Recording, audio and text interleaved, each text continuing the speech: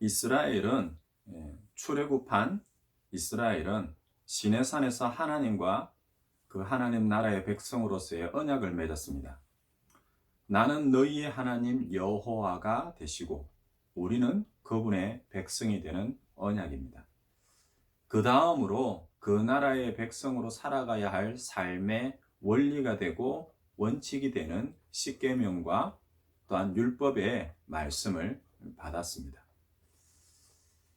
이러한 말씀들 중에 무엇보다 중요한 한 가지, 어쩌면 가장 우선적으로 해결해야 할 것이 한 가지 있었습니다. 그것은 갈라디아서 2장 20절에 나오는 말씀과 같은데요. 이제는 내가 사는 것이 아니요 오직 내 안에 그리스도께서 사시는 것이라. 이제 내가 육체 가운데 사는 것은 나를 사랑하사 나를 위하여 자기 자신을 버리신 하나님의 아들을 믿는 믿음 안에서 사는 것이라.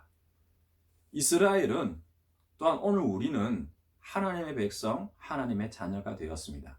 그러니 이제는 나만의 삶이 아니죠. 하나님과 함께하는 삶입니다. 그렇게 하나님과 함께하는 믿음의 삶의 상징과도 같은 것이 바로 성막입니다. 왜냐하면 이 성막은 하나님께서 이스라엘 가운데 거하시는 거룩한 처소, 성소이기 때문이죠. 또한 그 성막은 하나님께서 그 택한 백성들을 만나는 장소입니다. 그리고 그 백성들의 삶의 중심에 하나님께서 함께 하시는 임재의 상징이 되는 것이 바로 이 성막입니다. 이렇게 하나님께서 이스라엘과 함께 하시고 임재하심의 상징이 되는 그 성막에 관한 말씀이 먼저 주어지고, 또한 그 성막의 완성은 이미 출애굽기에 다 기록되어져 있습니다. 그러한 성막의 완성에 이어지는 말씀이 우리가 오늘 읽었던, 또한 지난 한 주간 동안에 읽었던 민수기 말씀입니다. 이제 필요한 것은 이스라엘 가운데 거하시는 그 하나님과 또한 그분의 거룩한 백성이 되고 제사장 나라가 되어서 이스라엘은 이제 광야를 거쳐 약속의 땅으로 전진해야 합니다. 하지만 앞으로 이스라엘이 나아가야 할 그 여정은 단순히 광야라는 지역을 거쳐가고 통과하는 것만은 아닙니다. 앞으로 가야 할 그 길들의 주변 나라와 민족들의 견제도 있고 위협도 있을 거예요. 때로는 끊임없는 싸움이 함께하는 그런 행군이 될 것입니다. 그러니 이전에 애굽의 노예로 살았던 시절의 그 삶의 습관으로는 도무지 불가능한 행군이고 또한 싸움이며 또한 여정이 될 것입니다. 그래서 성막, 즉 하나님 중심으로 움직이는 하나님의 백성, 하나님 나라의 군대로서의 체계적인 조직과 제도가 필요한 것이죠. 그래서 민수기 1장에서 9장까지의 말씀이 바로 이러한 내용들을 담고 있습니다. 이를 위하여서 거룩한 하나님의 백성, 즉 그 공동체의 정체성을 분명히 합니다. 그들에게 주어진 역할이 무엇인지, 또한 그 사명을 붙들기 위하여서 인구 조사가 이루어진 것이죠. 이제 하나님 나라가 되고 하나님 나라의 군사가 되어서 행진하는 그 순서까지도 하나님께서는 말씀하셨습니다. 그냥 백성이 아니라, 무리들이 아니라 정말 군사 공동체로서 더욱더 엄격한 그런 군대의 기강까지 생각하는 그런 율법과 또한 규례들을 따르게 합니다. 그래서 이제 마지막입니다. 행군 나팔 소리와 성막 위에 구름이 떠오르면 이제 이스라엘이 하나님의 인도하심을 받아서 가나안 땅으로 나아가기만 하면 됩니다. 정말 모든 출발을 위한 준비가 끝이 났습니다. 그렇게 준비하는 믿음의 삶이 어떠함을 말씀을 통해서 이미 다 들었습니다. 출발을 위한 준비, 또 준비를 마쳤습니다. 그런데요, 오늘 본문 민수기 7장 본문을 보면 다시 시간을 거슬러 올라갑니다. 시간상으로는 인구 조사를 행하기 한 달 이전으로 돌아갑니다. 성막이 완성된 후에 각 지파와 지도자들이 수레 6대와 소 12마리를 성막 봉헌에 예물로 드리고 있습니다. 왜일까요? 왜 다시 이제 출발하면 되는데 민수기 7장에서는 한 달 전으로 돌아갈까요? 성막 봉헌 이후에 그렇게 예물로 드리고 헌물하는 것이 왜 필요한 거지요? 모세가 장막 세우기를 끝내었다라고 말했는데 왜 헌물이 필요할까요? 성막의 완성 가운데서 무언가 부족함을 발견했기 때문일까요? 하나님께서 이스라엘에게 무언가 필요한 것이 있어서 채워라 그렇게 말씀하셨을까요? 아니면 성막이 완성되었지만은 때로는 가나안 땅을 향하여 이스라엘이 출발하기 바로 직전이라도 다시 한 번 더 강조하고 또 준비하면서 챙겨야만 할 것이 있을까요? 맞습니다. 마지막 말이 맞아요. 정말 중요하고 잊지 말아야 할 것이 한 가지가 있기 때문에 시간을 거슬러 돌려서라도 내가 다시 한 번만 말할게. 이것만은 분명히 해야 돼. 라고 말하면서 오늘 본문의 말씀을 우리에게 주십니다. 그것은 바로 출애굽기, 레위기, 민수기에 나오는 하나님의 말씀, 특히 모든 율법 가운데서 공통적으로 강조하여서 설명하는 말씀, 바로 한 단어의 말씀입니다. 그 단어는, 그 말씀은 바로 거룩이라는 것입니다. 내가 하나님께서 거룩하시니 너희도 하나님의 백성되고 자녀된 너희도 거룩하라는 말씀을 여러분들도 잊지 마시기를 바랍니다. 물론 이 거룩하면은 여러 가지 의미가 있고 뜻이 있습니다. 물론 그 중에서 가장 일반적으로 우리가 생각하는 깨끗함이나 정결함만을 생각하지는 말았으면 좋겠습니다. 이스라엘만이 아니라 하나님과 함께하는 그 믿음의 삶을 시작하거나 살아가고 있는 우리에게 이 거룩함이라는 단어에서 우리는 구별됨이라는 하나의 의미를 잊지 마시기를 바랍니다. 오늘 본문 1절 말씀은 이렇게 말하고 있습니다. 모세가 장막 세우기를 끝내고 그것에 기름을 발라 거룩히 구별하고 또 그 모든 기구와 제단과 그 모든 기물에 기름을 발라 거룩히 구별한 날에, 말씀 그대로예요. 성막이 완성되었습니다. 하지만 그것이 끝이 아닙니다. 성막이 완성되었다고 거룩해지는 것이 아니에요. 그것에 기름을 발라 거룩히 구별하라 말씀합니다. 하나님의 궤를 모시고 하나님께 제사를 드릴 목적으로 만들어진 성막이지만 목적이 또한 그 안에 들어간 것이 아무리 귀하고 또한 값진 것이라 할지라도 그것 자체로는 거룩할 수 없습니다. 출애굽기 40장에는 조금 더 상세하게 설명하고 있습니다. 출애굽기 40장 2절에는 너는 첫째 달 초하루에 성막 곧 회막을 세우고, 출애굽기 40장 9절에 또 관유를 가져다가 성막과 그 안에 있는 모든 것에 발라 그것과 그 모든 기구를 거룩하게 하라. 그것이 거룩하리라. 이 관유라는 것은 하나님께서 말씀하신 거예요. 하나님께만 드리는 겁니다. 하나님만을 위한 향기름을 관유라고 표현합니다. 또 다르게 표현해 볼까요? 아니, 조금 더 쉽게 그냥 한마디로 하나님의 것입니다. 그 기름은, 그 기름이 발라진 것은 하나님의 것이다 라고 말씀하는 거예요. 성경에는 이러한 기름 부음에 대하여서 두 가지를 말하고 있습니다. 첫째는 물건에 기름을 붓습니다. 때로는 물건에 기름을 바릅니다. 둘째는 사람의 기름을 붓습니다. 때로는 사람의 기름을 바르죠. 하지만 이렇게 물건과 사람의 기름을 붓거나 바르는 데에는 공통적인 특징이 한 가지 있습니다. 그것은 바로 하나님께 드려진 물건과 사람입니다.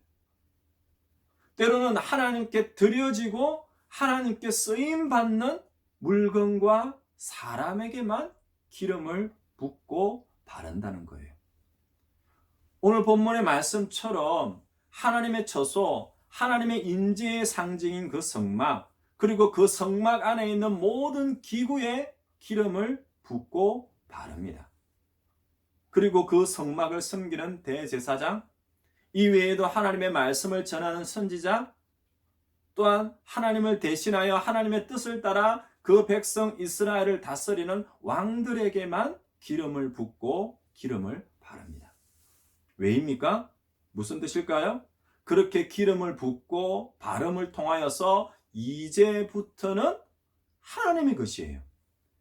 기름을 붓고 바름을 통하여서 이제부터는 하나님의 것이 되는 성막이고 하나님의 것이 되는 제사장이고 하나님께 쓰임받는 선지자이며 하나님의 뜻에 쓰임받는 왕이 되는 겁니다. 지금부터는 하나님의 일을 합니다. 이 순간부터는 온전히 하나님께 쓰임받는 일꾼, 종, 사역자임을 나타내는 것이 바로 기름 붓는 것, 기름 바르는 행위예요. 이러한 기름 부음의 의미를 가진 단어가 신약에도 나옵니다. 그것은 바로 그리스도라는 말입니다. 여기서 그리스도라는 말은 바로 기름 부음을 받은 자라는 뜻입니다. 예수님의 또 다른 이름이자 또한 예수님의 직분이며 예수님께서 하실 일들을 말해주는 단어가 바로 그리스도입니다. 기름 부음을 받은 그리스도, 즉 예수 그리스도는 하나님의 것이죠. 아니, 하나님의 것이 아니라 하나님 그 자체가 되십니다. 예수님은 1년에 한 번 지성소에 들어갈 수 있는 인간 대제사장이 아니죠. 인간 대제사장과는 비교할 수 없는 친히 그분께서 십자가의 희생 제물이 되어서 세상의 모든 죄인들을 대속하는 중보자, 즉 구속의 주가 되십니다. 또한 예수님은 하나님의 말씀을 듣고 그 입술로 그 삶으로 전달하는 인간 선지자가 아닙니다. 예수님은 메신저, 즉 그 이상의 말씀 그 자체이십니다. 그리고 예수님은 세상의 수많은 인간의 왕들과도 비교할 수 없는 만왕의 왕이 되십니다.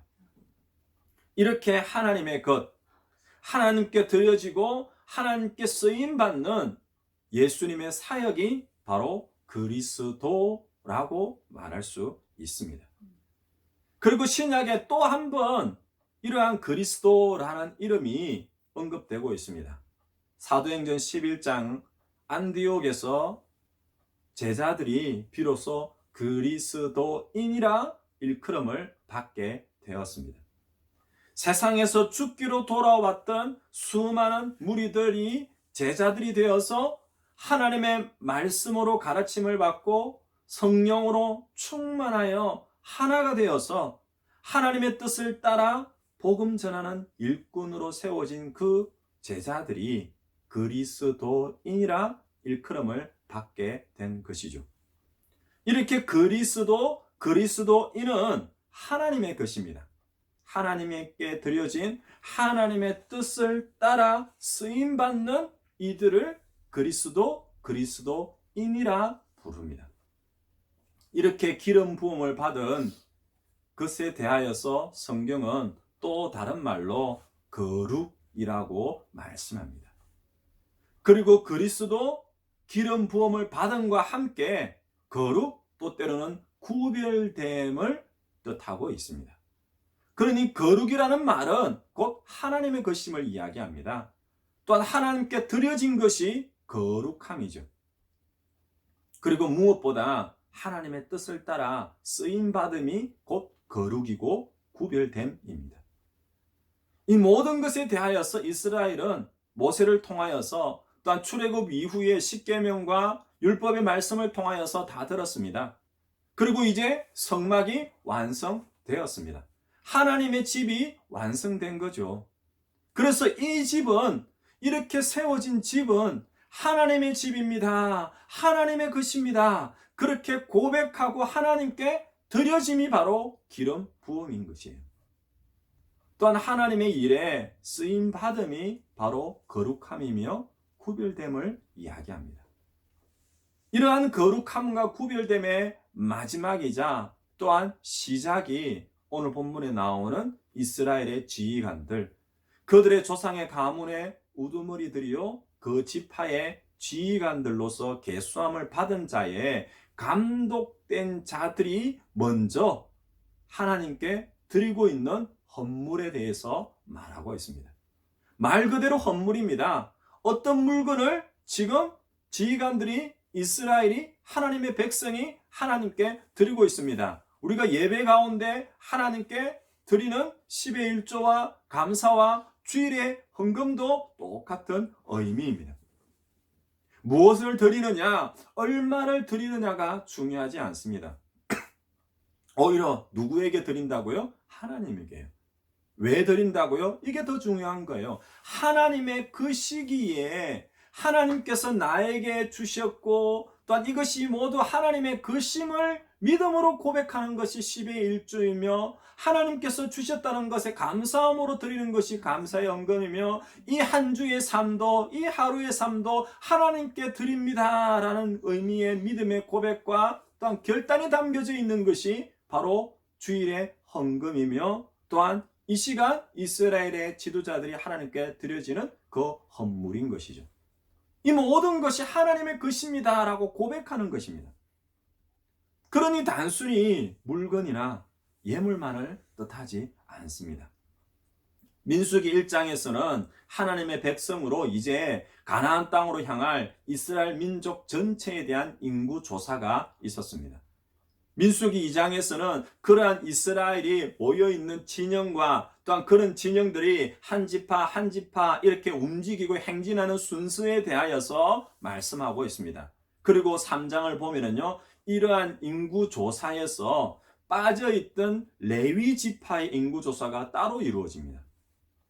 그리고 그 3장에서 민수기 1장에 이스라엘의 12지파의 인구조사에서 레위 지파가 빠진 이유에 대하여서 말씀하고 있습니다. 그것은 민수기 3장 45절에 나오는데요. 이렇게 이야기합니다. 이스라엘 자손 중 모든 처음 태어난 자 대신에 레위인을 취하고 또 그들의 가축 대신에 레위인의 가축을 취하라. 왜요? 레위인은 내 것이라. 나는 여호와이니라. 레위 지파는 하나님의 것이라고 말씀합니다. 이스라엘의 모든 것이 하나님의 것인데, 이스라엘의 모든 것의 상징이 되어지는 이스라엘의 장자, 처음 태어난 자를 대신하여서 하나님의 것으로 드려진 하나님만을 섬기기 위하여 하나님과 연합하였다, 하나님께 드려졌다, 구별되어졌다, 하나님께 쓰임받는다라는 그런 의미를 가진 지파가 레위 지파예요. 오늘 본문에 나오는 헌물은 바로 이런 의미를 가지고 있습니다. 또한 기름 부음을 받은 것도 받는 것도 동일한 의미입니다. 헌물은, 기름 부음은 바로 이제부터 이것은, 이 사람은 하나님의 것입니다 라는 것을 말하는 거예요. 하나님께 드려지고 하나님께 쓰임 받음을 믿음으로 고백하는 것이죠. 그래서 그 헌물은, 기름 부음을 받으면, 기름을 바르는 것은 믿음의 고백입니다. 한 가지 더하여서 무엇보다도 하나님의 명령이어서가 아니에요. 하나님의 명령으로 모든 성막이 완성이 되었습니다. 그런데요, 지금은요, 하나님의 명령으로 지금 헌물하는 게 아니에요. 이스라엘의 감독된 자들, 이스라엘의 우두머리들이 하나님의 명령으로 지금 행동하는 것이 아니라 그 모든 사람들이 이스라엘을 대표하여서 자원함이 더 큰 의미가 되고 있는 겁니다. 레위기 1장에서 5장에 나오는 5대 제사 들어보셨지요? 그중 먼저 나오는 세 가지 제사인 번제와 소제와 화목제, 이 세 가지가 바로 이렇게 하나님께 자원하여서 드리는 제사입니다. 먼저 번제는요, 하나님을 향한 나의 온전한 충성과 헌신의 의미를 담고 있어요. 소제도 그러한 번제를 드리는 자, 헌신된 자, 충성된 자, 예배하는 자의 자세와 태도에 대해서 이야기를 합니다. 그 자세와 태도가 뭔지 아세요? 감사예요, 감사. 그리고 화목제는요, 이러한 감사와 함께 더욱더 강조되는 것이 바로 자원함이라는 것을 이야기하고 있습니다. 그러니까 번제, 소제, 화목제 모두 기쁨과 감사와 자원함으로 드리는 제사, 헌물, 쓰임받음을 이야기하는 거죠. 그것이 바로 기름 부음이며 거룩함이고 구별됨이라고 말하고 있는 거예요. 그러니 성막이 다 지어졌다고 거룩한 성막, 회막이 될 수 없습니다. 출애굽기 40장에 구름이 그 회막에 덮이고 하나님의 임재가 있을 때 하나님의 영광이 성막에 충만하였다, 그렇게 말씀합니다. 거룩하신 하나님의 임재를 이야기하는 거죠. 우리 모든 인생이, 물질이, 때로는 우리가 가지고 있는 그 물건이 다 거룩하지 않습니다. 우리가 보기에는 깨끗합니다. 우리가 보기에는요, 많은 사람들에게 유익합니다. 때로는 우리가 보기에는요, 정말 아름답고 또한 풍요로운 것이라고 할지라도 그것이 거룩하신 하나님과 아무런 관련이 없다면 그것은 그냥 물건이에요. 그냥 사람일 뿐입니다. 우리가 가지지 않은 것, 가진 그 모든 세상의 물건과 사람들과 다를 것이 없는 거예요. 기름 부음이라는 것은 하나님을 떠난 그 세상과 그 사람들과 다르다, 구별되었다, 하나님께 드려졌다, 하나님께 쓰임 받는다는 의미를 가지는 겁니다. 하나님께 드려지고 하나님께 쓰임 받는 물건, 그 사람이라는 뜻이 바로 기름 부음이에요. 이스라엘을 대표하고 또한 대신하는 그 레위인이 그렇게 기름 부음을 받고 하나님께 드려졌습니다. 그렇게 하나님의 것이 되었고 하나님께 쓰임 받는 거예요. 그래서 이스라엘의 지도자들이 먼저 하나님께 드립니다. 거룩하게 구별하여서 하나님께 헌물합니다. 이제부터 정말 이스라엘은, 우리는, 믿음의 가정은, 예수 우리 교회는 하나님의 것입니다. 그렇게 고백하는 거예요. 이제부터는 정말 하나님과 함께 합니다. 이제부터는 하나님께 쓰임 받기를 원합니다. 이런 고백과 결단이 포함되어진 겁니다. 말씀을 맺습니다. 이스라엘만이 아니지요. 오늘 우리들 역시 하나님의 은혜로, 믿음으로 성도, 거룩한 물이라 불려집니다. 또한 그리스도인이라 자칭, 타칭, 하여간은 그렇게 불려집니다. 다만 정말 우리가 그렇게 기름 부음을 받은 그리스도인이라면, 또한 하나님께 드려지고 하나님께 쓰임 받는 그런 하나님의 백성인지 믿음의 삶인지를 돌아보았으면 좋겠습니다. 내가 거룩하니 너희도 거룩하라는 그 하나님의 말씀을 잊지 마시기 바랍니다. 하나님을 떠나서는 결코 그 삶이 거룩할 수 없습니다. 하나님께 드려지지 않은 부와 명예와 권세는 아무런 의미가 없습니다. 하나님께 드려지고 하나님께 쓰임받지 않는 거룩함, 구별됨, 그것은 말 자체가 성립되지 않는 거예요. 거룩함, 구별됨, 기름 부음은 오직 하나님을 향하고 있기 때문입니다. 하나님의 것이고 하나님과 함께 할 때 그런 말을 사용할 수 있는 거죠. 어쩌면 마지막 때를 살고 있는 우리 그리스도인이기에, 또한 하나님을 떠난 세상과 그 사람들의 가치관 속에서 정말 혼란스럽고 어찌할 바를 모르는 그런 믿음의 성도들의 삶을 살아가기에 오늘 우리에게는 이 거룩함, 구별됨은 더더욱더 필요합니다. 아멘. 무엇보다도 하나님을 떠난 그 세상을 주님께로 이끌어갈 그 빛과 소금의 역할을 감당하기 위하여서 다시 회복해야 할 것이 바로 이러한 기름 부음과 거룩함과 구별됨입니다. 하나님께 기름 부음을 받아 하나님께 드려지고 거룩하게 구별되어져 하나님께 드려지고 하나님께 쓰임받는 그런 주의 성도들 믿음의 가정 되기를 바랍니다. 세상에서 아무리 귀한 것이라 할지라도 때로는 세상에서 하찮게 여겨지는 아주 작은 것이라 할지라도 그것이 온전히 하나님께 드려지고 쓰임받을 때 거룩함으로 구별됨으로 하나님의 영광 가운데 참여하고 또 하나님의 영광을 보게 될 줄로 믿으시기 바랍니다. 아멘. 예수 우리 교회는 오늘 우리 믿음의 가정은 예수 그리스도의 십자가의 사랑과 은혜로우심으로 기름 부음을 받은 그 거룩함으로 구별된 그리스도인 성도들은 그 모든 삶에서 하나님께 드려지고 쓰임받기를 바랍니다. 아멘. 이것이야말로 축복의 땅, 약속의 땅을 향하여 행진하여 나아가는 그 이스라엘과 또한 믿음의 군사된 주의 성도들의 삶의 시작입니다.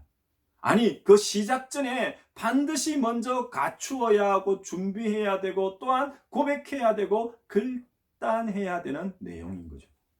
이제 막 걸음을 내딛고 있는 예수 우리 교회. 다시 한 번 더 새롭게 시작하고 있는 믿음의 가정, 그리고 한 주일의 삶과 그 날만의 삶이 이렇게 기름 부음을 받은 자의 삶이 되시기를 바랍니다. 무엇보다 하나님이 거하시는 처소, 하나님께서 그 백성과 자녀들을 만나는 장소, 무엇보다 하나님의 임재의 상징이 되는 성막이 완성되었습니다. 하나님과 함께하는 믿음의 삶이 이제 곧 시작합니다. 아니, 시작되었습니다. 그러니 정말 우리에게 필요한 것이 무엇일까요? 우리 자신이 거룩하게 구별되어 드려지는 헌물, 헌신이 되기를 바랍니다. 또한 주님의 몸된 교회와 하나님 나라와 그 의를 위하여 쓰임받는 거룩하고 구별된 믿음의 삶이 될 수 있기를 주님으로 축원드립니다. 아멘.